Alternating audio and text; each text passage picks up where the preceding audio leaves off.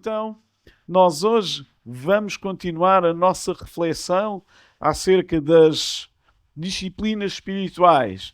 E quero dizer para vocês que estão aqui e também para quem nos ouve através de uma gravação que as mensagens anteriores elas estão disponíveis quer no YouTube, quer no Spotify. Portanto, se falharam alguma destas mensagens, podem sempre consultar online e perceber que elas estão disponíveis. Está bem? Então, e relembrando que o nosso propósito neste estudo e que o propósito em si das disciplinas espirituais é a transformação das nossas vidas, é a transformação interior da pessoa. E as disciplinas espirituais, elas visam ou destinam-se a substituir hábitos antigos, hábitos que não eram de crescimento e transformá-los em hábitos vivificantes, hábitos novos. E então as disciplinas espirituais elas têm como objetivo exercitar a nossa fé, reforçar a nossa comunhão com Deus e com os irmãos e transformar em ação aquilo que nós aprendemos da palavra de Deus. E lembram-se como é que agrupamos as disciplinas espirituais? Lembram-se de eu ter falado que iríamos agrupar as disciplinas espirituais em 3 grupos?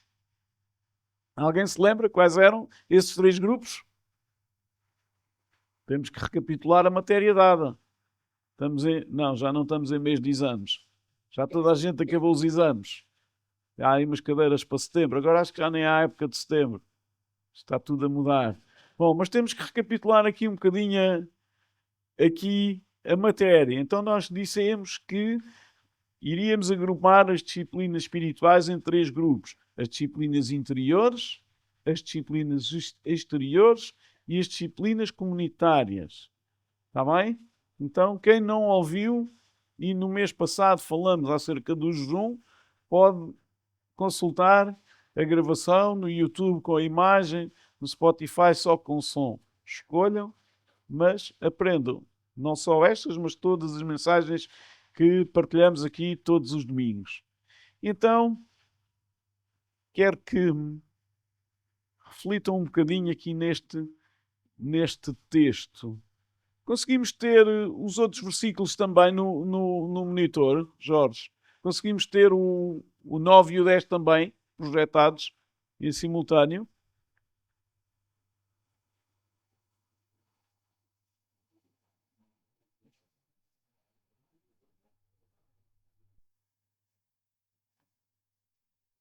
E diz assim: E a voz que eu do céu tinha ouvido tornou a falar comigo e disse: Vai, toma o livrinho aberto da mão do anjo que está em pé sobre o mar e sobre a terra. E fui ao anjo, dizendo-lhe: Dá-me o livrinho. E ele disse-me: Toma-o e come-o, e ele fará amargo o teu ventre, mas na tua boca será doce como o mel.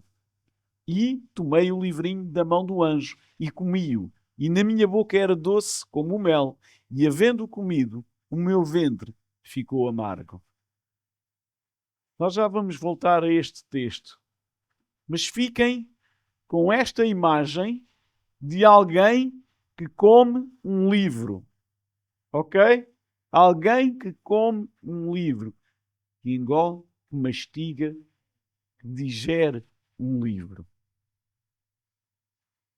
E hoje nós vamos conversar um pouco acerca de uma das disciplinas e desta forma nós concluiremos a primeira fase das disciplinas dos espirituais e concretamente das disciplinas exteriores. E vamos falar do estudo e perceber quais são os pressupostos do estudo e para que é que serve o estudo e onde é que o estudo nos pode levar. E Paulo, na carta aos Romanos, diz que nós devemos apresentar o nosso corpo como um sacrifício vivo, como uma entrega santa e agradável a Deus, e que isto será o nosso culto racional. E que não nos devemos conformar com este século, com a sociedade em que vivemos, mas devemos nos transformar pela renovação do nosso entendimento, da nossa mente. Para quê? Para experimentarmos qual é a boa, perfeita e agradável vontade de Deus. Então, como é que nós renovamos a nossa mente? Como é que nós nos apresentamos diante de Deus? Como é que nós nos chegamos a Deus? Estudando a sua palavra. Como é que nós experimentamos essa agradável e perfeita vontade de Deus? Comendo a sua palavra. E também na carta aos Filipenses, o mesmo apóstolo Paulo diz que devemos pensar, refletir em tudo o que é respeitável, em tudo o que é justo, em tudo o que é puro, em tudo o que é amável, tudo o que é de boa fama. É nessas coisas que nós temos que nos focar. E frequentar a igreja, cumprir deveres religiosos e desejar a Deus de todo o coração não é sinónimo de que a nossa vida tenha sido transformada. Por vezes há um ardor e um desejo e uma paixão muito grande, mas o sumo, o testemunho é pouco. E porquê?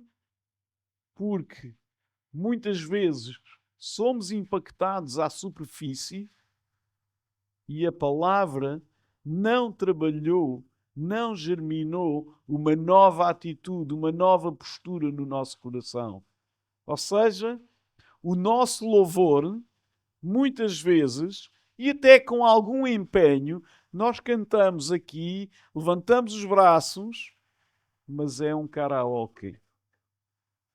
Ok? Porquê? Porque na profundidade não está a germinar uma semente que vem da palavra de Deus. Ok? Então, tudo isto que nós fazemos aqui ao domingo e que fazemos no nosso dia a dia tem que ser uma prática, um resultado do germinar da palavra de Deus. Ok?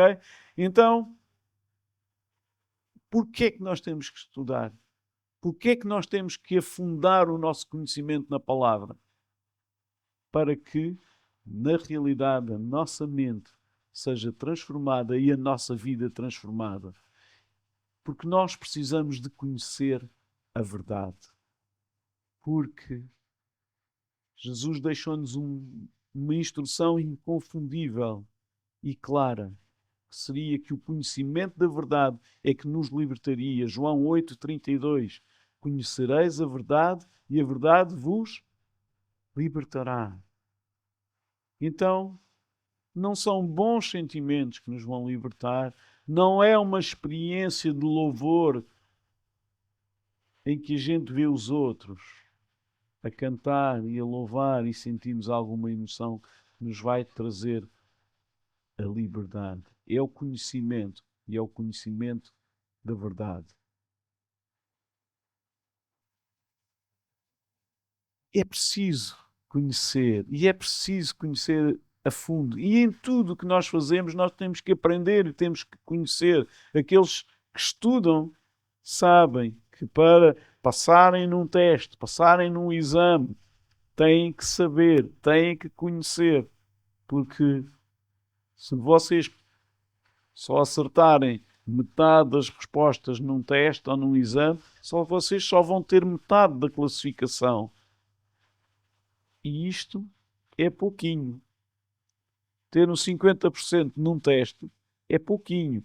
É dizer que em relação a metade da matéria somos ignorantes. Ok? Vocês quando vão ao hospital não querem ser atendidos por um médico que só sabe metade da matéria. Pois não. Ah, você tem um problema. Essa aula faltei. Não é? Eu faltei essa aula. Agora como é que vamos fazer isso? Você, aparentemente isso é rins, mas pode ser fígado. Eu não estudei a matéria toda. Passei com 10.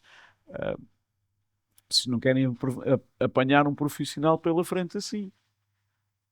E na nossa vida, na nossa caminhada espiritual é igual. É assim, nós somos chamados a conhecer, somos chamados a comer este livro.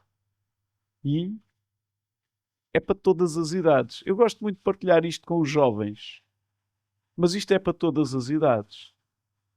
E uma irmã que faleceu já de uma certa idade, chega ao céu e apresenta-se: olha, aqui Zacarias.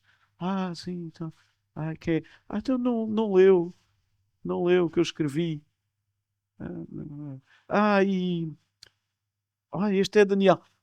Ah, leu o meu livro. Ah, mas também escreveu um livro. E depois começamos a ficar envergonhados, não é?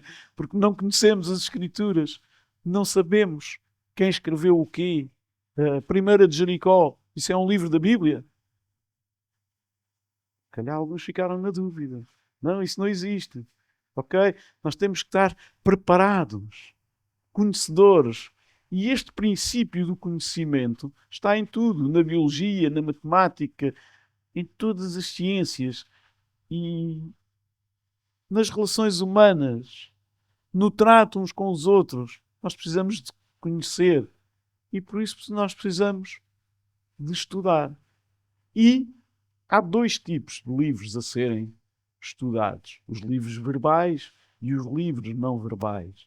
E os livros verbais podem ser um livro escrito com palavras ou uma pregação, e isso constitui parte do estudo, porque nós sabemos que a fé vem pelo ouvir. E ouvir o quê? Ouvir a palavra de Deus. E como é que nós ouvimos a palavra de Deus? Temos uma versão áudio da Bíblia e ouvimos alguém a narrar ou a ler o texto? Também pode ser. Ouvimos alguém de um púlpito a expor as Escrituras? Também. Mas também podemos ouvir o Espírito Santo a trazer, a tirar as letras de fora do texto e isso impactar não só a nossa mente como o nosso coração. Ok? Portanto, há alturas em que o ouvir a palavra é mais do que simplesmente ler.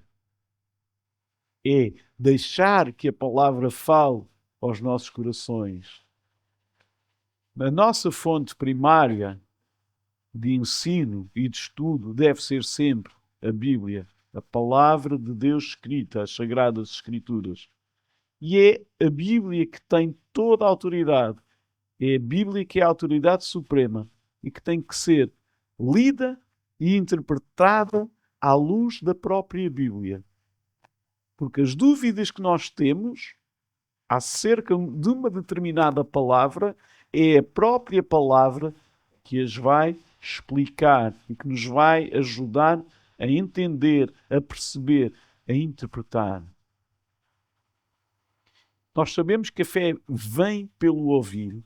E o que é a fé neste contexto? Neste contexto, a fé é o crescimento espiritual. E este resulta de ouvirmos a palavra de Deus. Ouvir o que é que Deus nos quer ensinar através da leitura da palavra é ouvir o que o Espírito Santo nos diz quando lemos a palavra e quando deixamos fazer eco em nós dessa palavra. E nós podemos perceber a importância disto quando lemos Deuteronômio 6 e são ali uma série de versículos em que isto é muito, de uma forma muito explícita, transmitido ao povo de Deus. E podemos ter o texto, Jorge, por favor, Deuteronômio 6. Os mandamentos, os princípios, os estatutos. Diz assim: estes, pois, são os mandamentos, os estatutos e os juízos que mandou o Senhor teu Deus, se te ensinassem para que cumprisses na terra a que passas a possuir.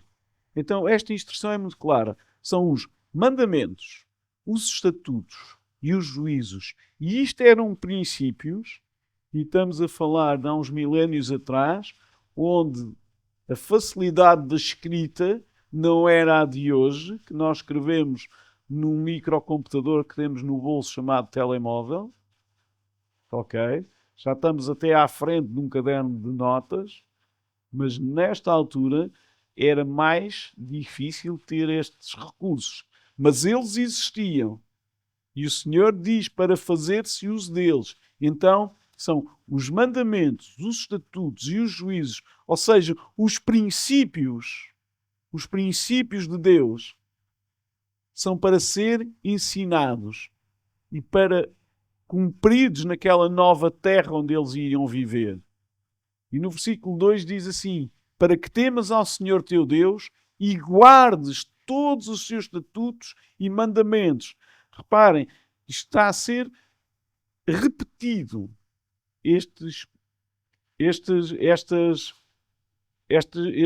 esta classificação de estatutos, de mandamentos. É a segunda vez que isto aparece neste texto. Já tínhamos mandamentos, estatutos e juízos. Guardes todos os seus estatutos e mandamentos que eu te ordeno, tu e teu filho e o filho de teu filho, todos os dias da tua vida, e que os teus dias sejam prolongados. Então a instrução era para que nós guardássemos, aprendêssemos, interiorizássemos estes mandamentos e não só que transmitíssemos isso à nossa descendência, aos nossos filhos, aos nossos netos e por aí adiante.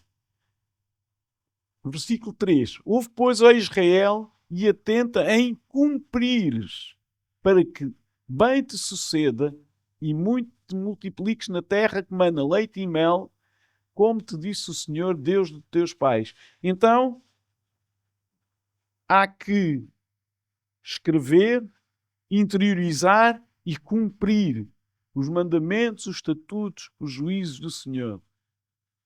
E quais é que são? E no versículo 5 diz: amarás, pois, o Senhor teu Deus de todo o teu coração, de toda a tua alma e de toda a tua força. Versículo 6. E estas palavras, ou seja, novamente aqueles ensinamentos, aqueles princípios, e estas palavras que hoje te ordeno, estarão no teu coração. E depois está aqui uma expressão que eu acho interessantíssima. Tu as inculcarás a teus filhos. O que é que isto quer dizer? Inculcará é meter na cuca. É quase como que, com um abre-latas, abrir a cabeça de alguém e meter lá a palavra. Obviamente que isto é uma expressão, uma figura, mas é para interiorizar, é para meter na cabeça. Ok? E aquele pessoal que, por exemplo, tem uma disciplina muito interessante, físico-química, alguém é fã de físico-química? Boa, 2 mãos levantadas, 3, uau, e que são carradas de fórmulas. Carradas de fórmulas. E quando nós gostamos daquilo e começamos a perceber e a entender, nós não precisamos ter a fórmula escrita nem da cábula, porque aquilo já faz sentido. Ok?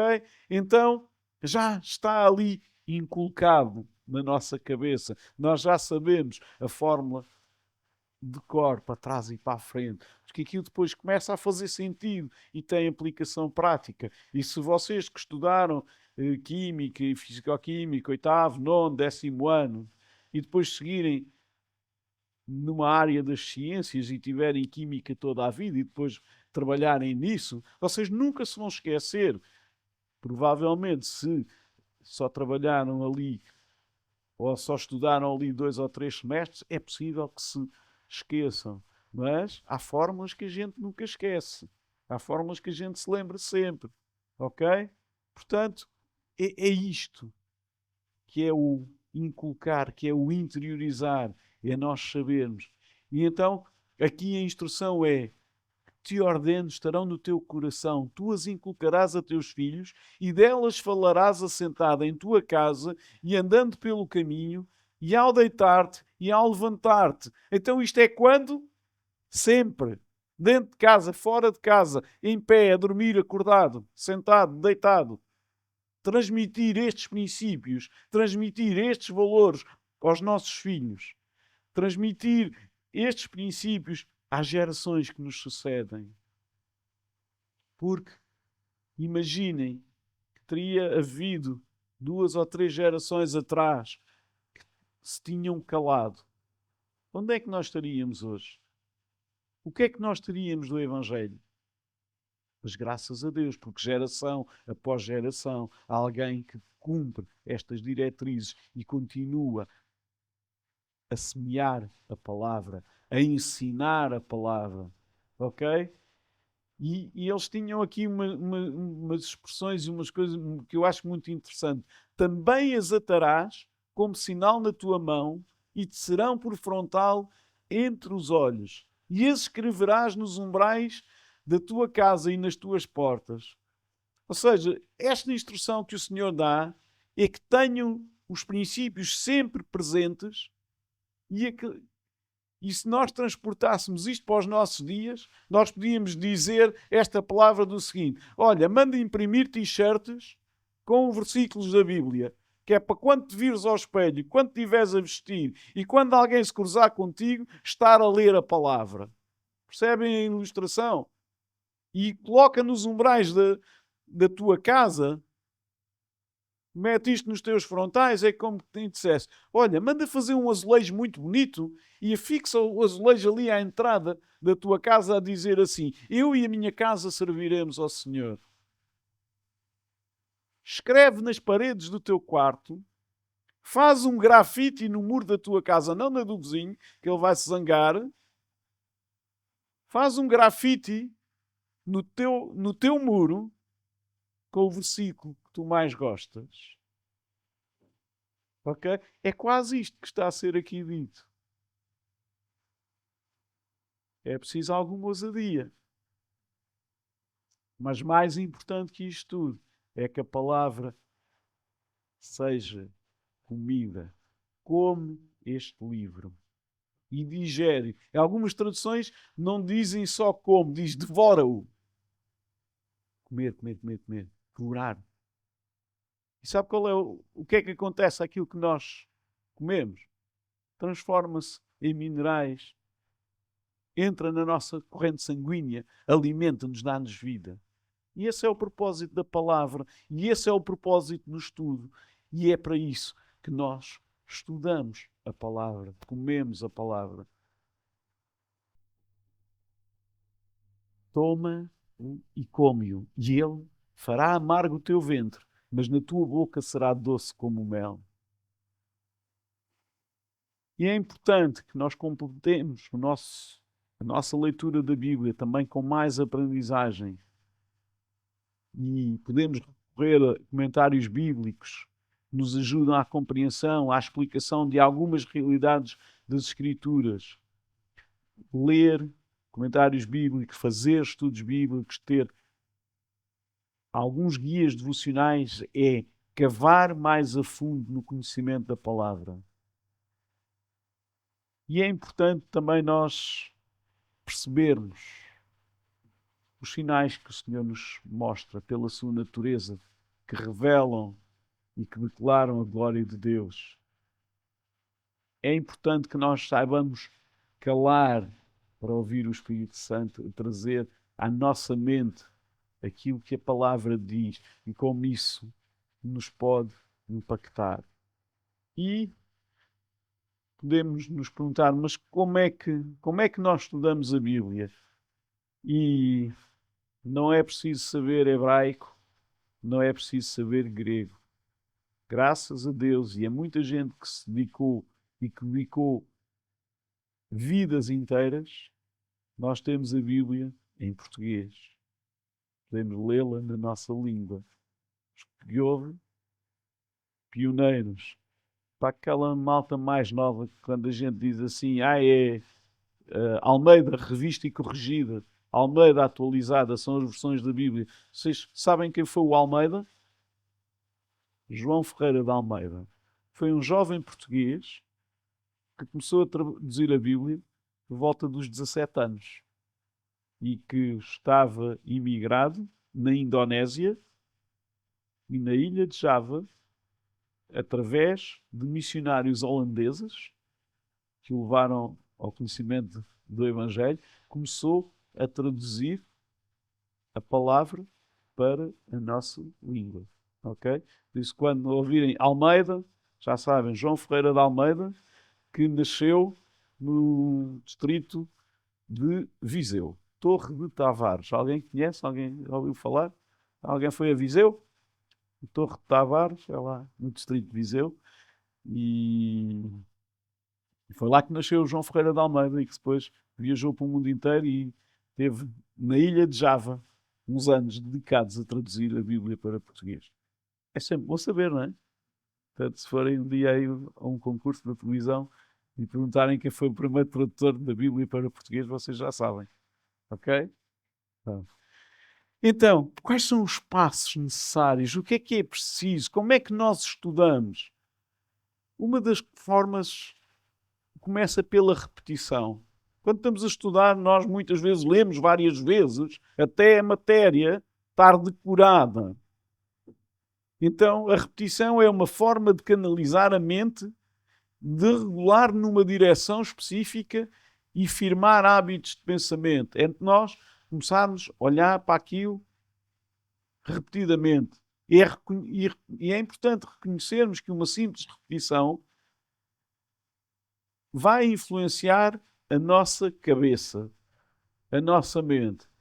E então começam a ser formados hábitos por essa repetição. Por isso, a importância de ler e reler o mesmo texto. Depois já vem a concentração. E é o segundo passo no estudo. Se além de conduzir a mente repetidas vezes ao assunto em questão, a pessoa concentrar-se no que está a ser estudado, então a aprendizagem vai aumentar e vai um passo mais à frente. Então, é a concentração que vai originar a centralização da mente, que nos vai trazer o foco para aquilo que nós queremos estudar. E depois vem a compreensão, que é o terceiro passo no estudo. E a compreensão leva-nos à introspeção e ao discernimento e proporciona uma base para uma verdadeira percepção da realidade.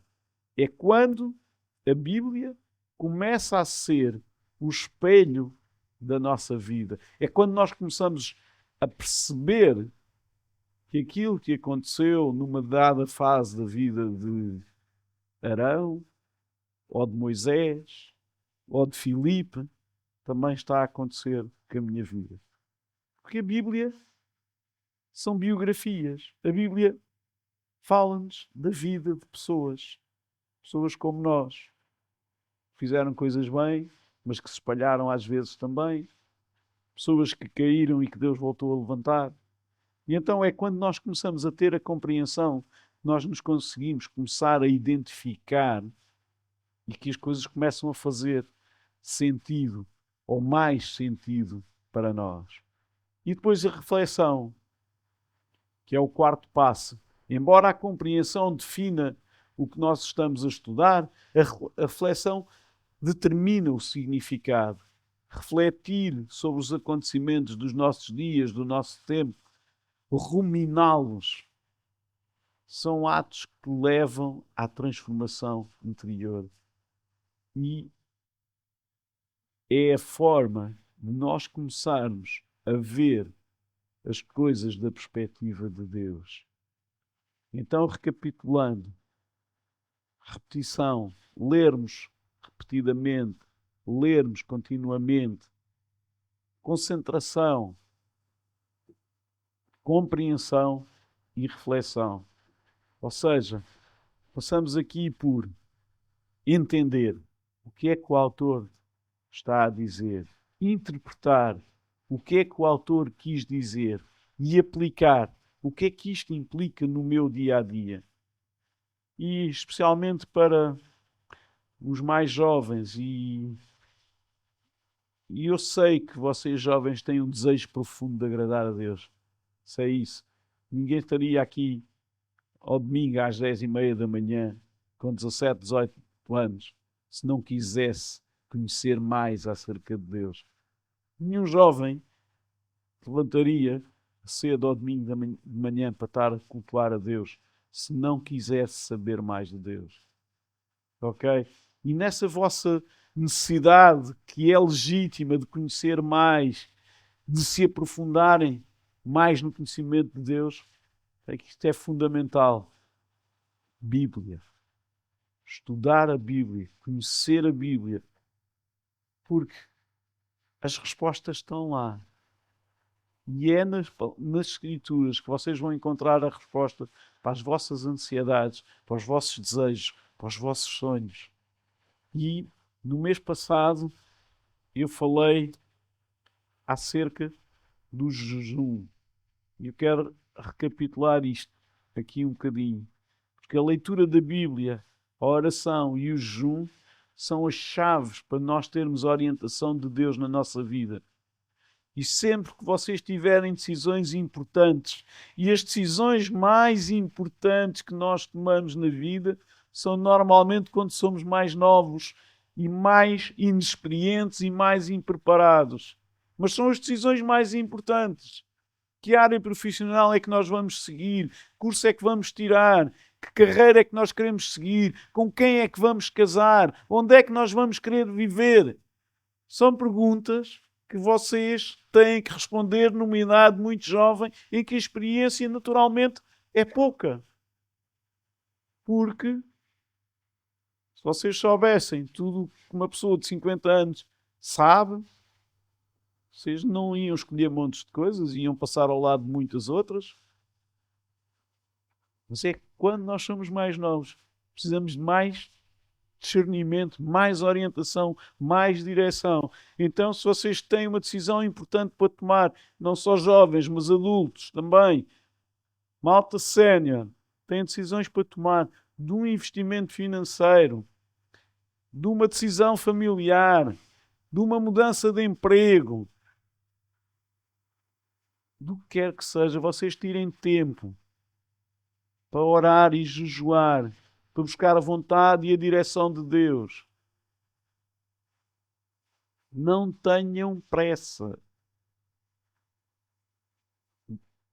Invistam nesse tempo de qualidade aos pés do Senhor.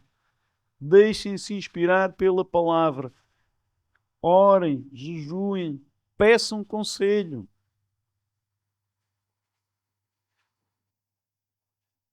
Salmo 119, 9 e 11. E a Bíblia fala para todas as idades. E não pensem que é uma cena dos cotas. A Bíblia fala muito para os jovens. Ok? Como purificará o jovem o seu caminho?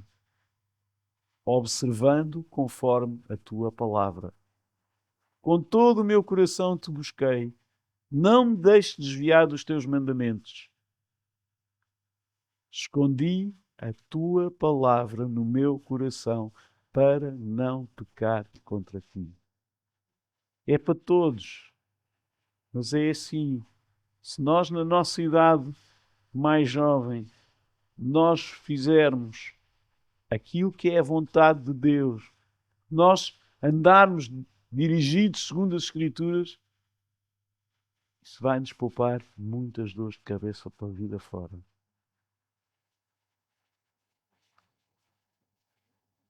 Posso ouvir alguém a dizer que isto é verdade, alguém mais sénior a dizer que quando cumpriu, quando obedeceu, quando se guiou pela palavra, que isso lhe evitou uma série de sarilhos.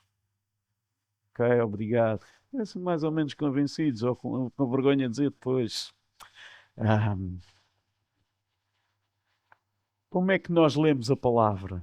E alguém esta semana nos dizia, nós devíamos ler a palavra pelo menos 3 vezes por semana.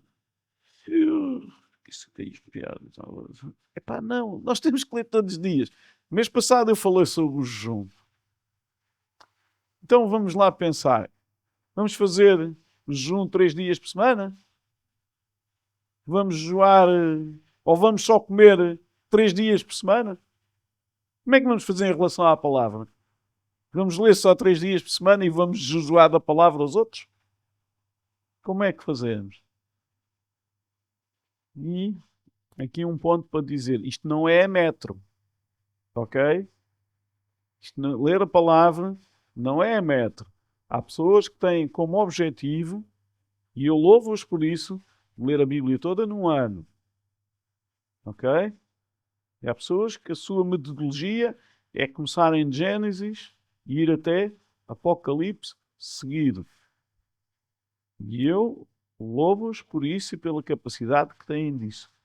Mas a palavra é para nós comermos, mastigarmos. Ok? E uns têm um ritmo, uma velocidade de leitura superiores a outros. Ok? E isto depende de cada um, dos hábitos de leitura, da apetência, da escolaridade, por aí fora. Mas leia. Mas leia. Conhecemos muitos irmãos que eram analfabetos e começaram a ler, já adultos, porque queriam ler a palavra, porque queriam estudar a palavra. Ok? E tudo isso é louvável. Então, há duas formas em traços globais. Uma coisa é nós estudarmos, recebermos informação, interpretarmos, perceber o que é que isto significa, quem é que são os intervenientes, onde é que isto aconteceu. E é um estudo mais académico, podemos até dizer mais teológico. E isso é importante. Mas não menos importante é um estudo devocional, que é a aplicação. O que é que isto tem a ver com a minha vida? Onde é que eu me revejo aqui? Como é que isto está a impactar o meu dia? Aquilo que eu li esta manhã, como é que vai ter significado na minha vida durante o dia? Ou aquilo que eu li hoje à noite, como é que isto vai ser visível, vai ser sentido na minha vida amanhã, na minha vida, na vida dos meus mais próximos, da vida daqueles com quem eu vou estar. Ok? Então, eu tenho uma preocupação de estudar, conhecer as Escrituras, porque tenho uma responsabilidade de ensinar e de partilhar. Mas eu preciso de me alimentar. Porque senão é uma cassete. E esta cassete, se calhar, não teria o impacto que deveria ter. Porque depois precisamos da parte devocional, que é a palavra a trabalhar em nós. E então, uma coisa é procurar a informação, outra coisa é saber que ela tem que vir cheia de vida e de vida espiritual, que não é apenas um saber académico, mas é conhecer a realidade transformadora e deixar que essa palavra se torne rema, que é uma palavra viva. Há dois termos no grego, o logos e o rema. O logos é a palavra escrita, o rema é a palavra em ação, revelada, a impactar e a transformar a minha vida. Ok? Quando é que nós fazemos? Sempre. E não é apenas uma palavrinha. Antigamente havia uma coisa chamada a caixinha das promessas, que era uma caixinha com versículos. Todos eles só de coisas boas. Todos eles, dificilmente havia um que diz, vai, arrepende, devolve e restitui ao teu irmão. Não, é tudo muito doce. Não é isso. Isso é algodão doce. Mas a vida não é só algodão doce. Não é? O algodão doce em demasia deve fazer cáries. É comermos a fundo. E o tempo ou a falta de tempo não pode ser desculpa. A gente tem tempo para muita coisa. E mais importante do que encontrar o tempo é eu convencer-me da importância de separar esse tempo. É o que é que realmente importa para mim. O que é prioritário? O estudo, a leitura da palavra tem que ser uma prática diária. Como? Num livro, em papel, num tablet, num smartphone. Não há desculpa. Se queremos ir a fundo, devemos procurar quietar o coração, encontrar um espaço de silêncio, um lugar recatado, sem interrupções, ter algumas ferramentas, como por exemplo um guia de estudo, um comentário bíblico, Ou até podes mesmo dizer e combinar com a tua família. Este fim de semana nós vamos ler a Bíblia e vamos ler aqui um livro inteiro. Há famílias que fazem maratonas, por exemplo, para ver o Star Trek ou o Senhor dos Anéis. Já viram aquilo 20 vezes. Este fim de semana vamos ver o Senhor dos Anéis. E as sagas todas. Ou vamos ver, nas férias vamos ver o Star Trek todo. Eu não faço isso, ok? Mas há quem faça. Eu dormiria o tempo todo. Mas façam uma maratona de leitura na Bíblia agora nas férias, quem for de férias. Então, o que é que a gente vai ler nas férias? O que é que a gente vai fazer nas férias? Vamos ler, e vamos ler a sério. E vai ler o pai, a mãe e os filhos.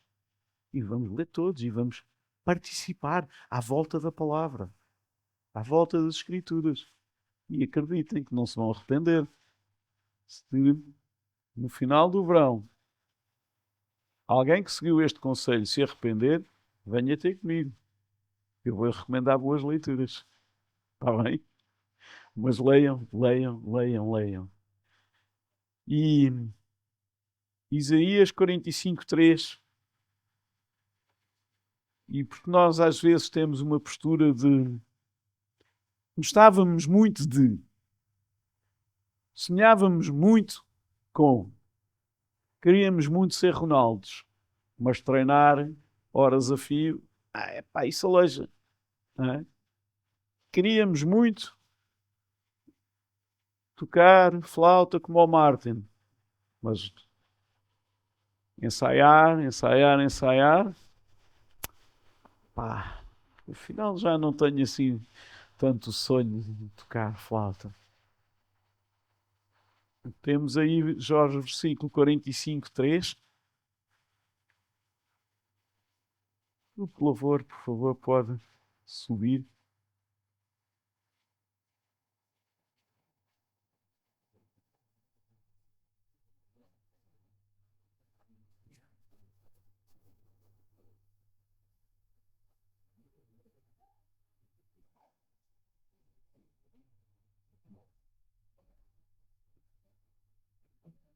Vamos ficar de pé.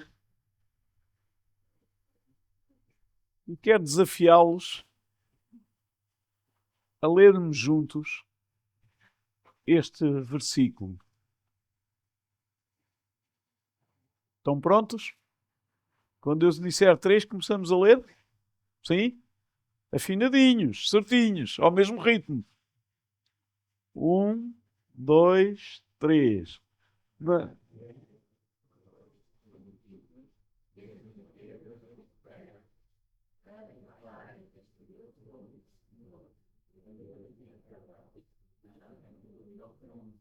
Muito bem, ensaiadinho, certinho. Dar-te-ei os tesouros escondidos. Acredito que não haja aqui ninguém que não gostasse de ter um tesouro, de encontrar um tesouro. Um tesouro, nós partimos do princípio que é alguma coisa valiosa. E se é alguma coisa que Deus está a dizer que vai dar, é valiosa certamente. Certo? Dar-te-ei os tesouros. E outra coisa associada aos tesouros, normalmente é que estão escondidos. Certo? Daí a história do mapa do tesouro, não é? Então, dar-te-ei os tesouros escondidos e as riquezas que? Onde é que estão essas riquezas? Elas estão encobertas, certo? Estão escondidas. Não estão assim à vista, certo? Para que saibas que eu sou o Senhor, o Deus de Israel, que te chama pelo teu nome. Nosso Deus, que nos conhece pelo nosso nome, está-nos a dizer que tem tesouros e riquezas para nós, que estão aqui dentro, na sua palavra. E é como investigadores desejosos de chegar a esse tesouro, nós devemos olhar diariamente para esta palavra e comê-la e deixar que ela se transforme em vida, em corrente sanguínea. Amém?